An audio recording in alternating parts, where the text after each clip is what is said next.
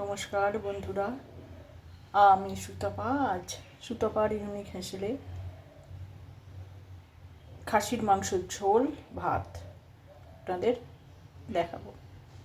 খাসির মাংস 1 কেজি মাংস, তাতে কী কী দিয়ে কী করি উপকরণ দিয়ে দেখাই। এই যে দেখুন, ম্যারিনেট করে আমি মাংসটা রেখে দিয়েছি।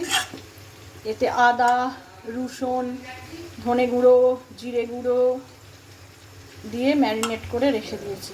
আর এইখানে প্রেসার কুকারে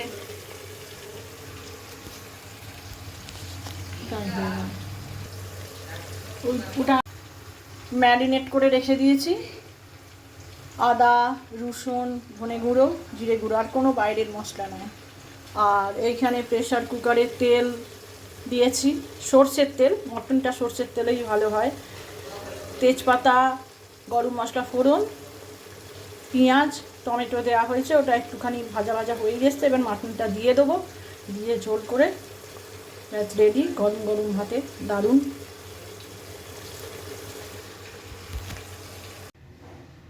মটন রেডি, এবার খাওয়া হবে।